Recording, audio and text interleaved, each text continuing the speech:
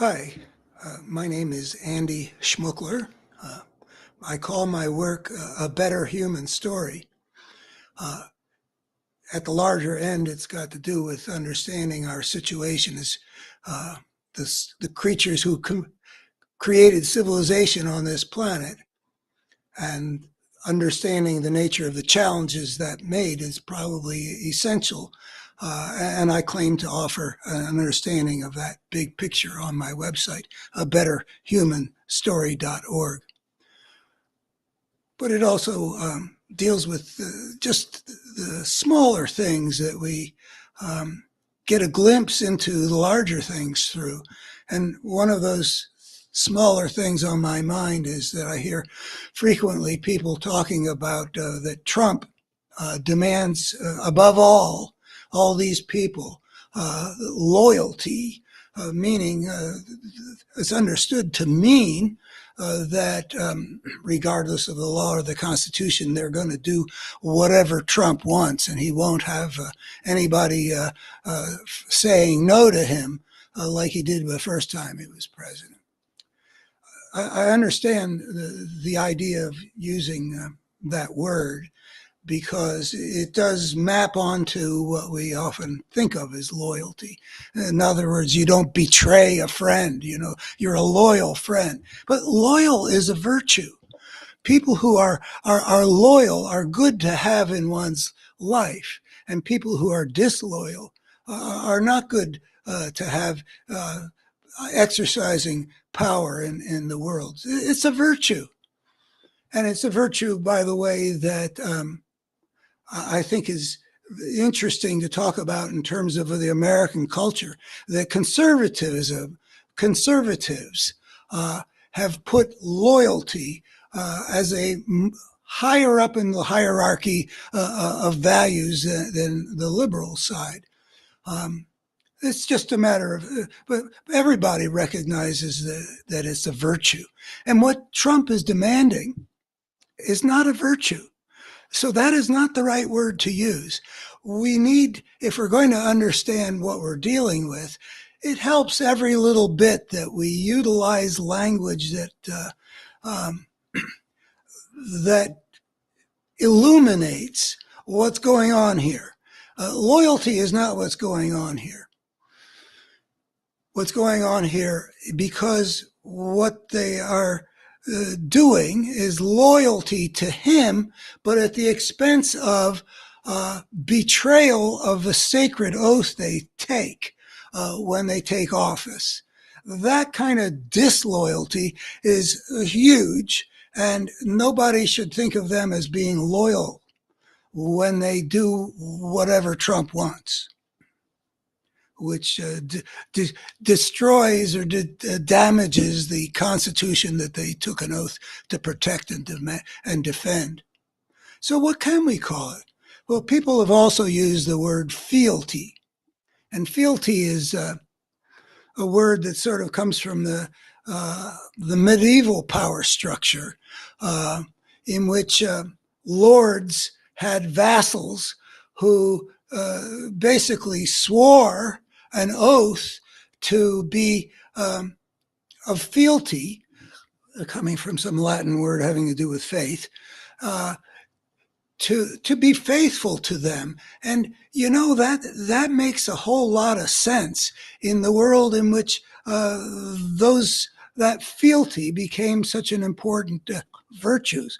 For one thing, the people who are the lords tend to be gangsters or the descendants of gangsters, because that was the nature of the disordered world that they lived in. And they had to be, to survive, they really needed to have loyal, faithful, the fealty that they swore to, that they could reliably be there. If you've seen The Godfather, people operating in a gangster-run world, if you've got a betrayer in your midst, you can get destroyed.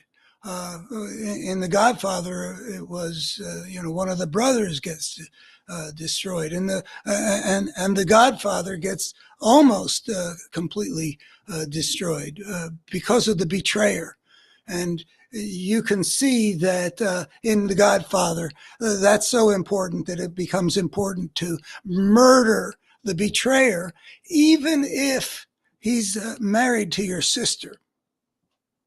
So fealty in that world where the basically power was won by out of a dark age of anarchy and marauding bands that some people took over different territories and exploited the people.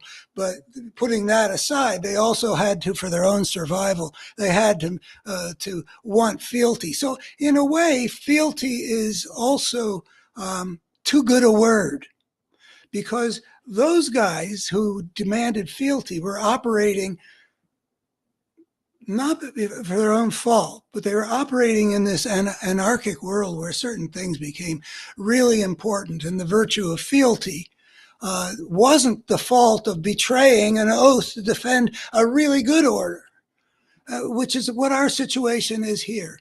Fealty can be a virtue in a world where survival is at stake because of the war of all against all. But our Constitution is an advancement that humanity came up with to deal with some of the consequences of the rule of the gangster, which was to create a constitutional order where the needs of the people would have a meaningful voice in determining how power was used, which was not the case in feudal medieval Europe, where fealty was a virtue. So it's not fealty either, because what it is a betrayal of the really important allegiance, which is the one that our founders put into the Constitution.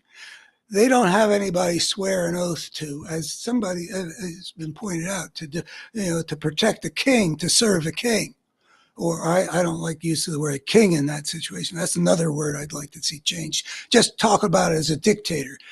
We don't hear king in sufficiently dark a way. But going back to loyalty, the oath to defend the Constitution is an oath to protect a good order. Not perfect, but so much better than what you get when you've got the rule of the gangster. So what do you call what the Republican, what these guys can be counted on to do?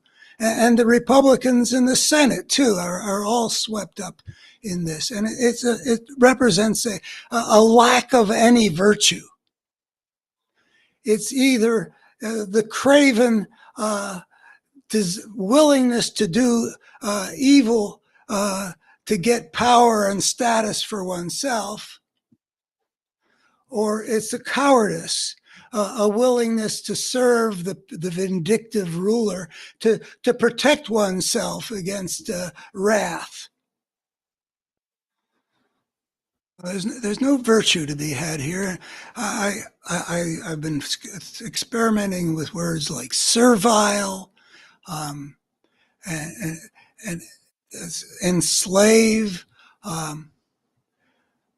I don't know what word to use, but let's find the way of talking about this so that we never lose sight of the moral brokenness that's being involved here, and the threat to the wholeness that we've managed to construct in our world at great effort over many centuries, to construct a world in which law rather than gangsters will determine how things work.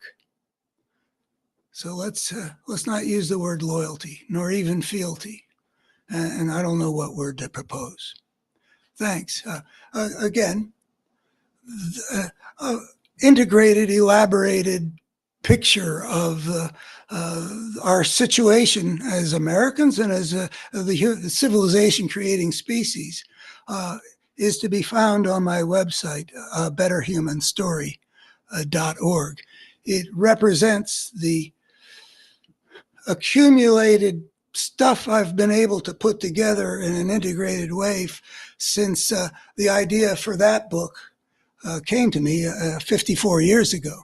That book being entitled The Parable of the Tribes, The Problem of Power in Social Evolution. And we are dealing these days with a urgent manifestation of the problem of power because the American people have chosen to give power to a guy who's going to wield it to make things more broken.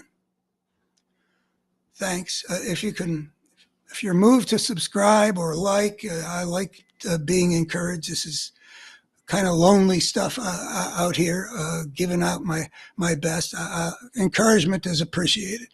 But more important than encouraging me, though I like that, is please check out this Better Human story, because I actually do believe that getting that out there could be of help in terms of having a beneficial impact on the human future. That's what drives me in my work. Thank you. I'll be back to be talking about something else, probably another one of these small picture things that maybe open the window into some of the big picture things. Thanks. Bye-bye.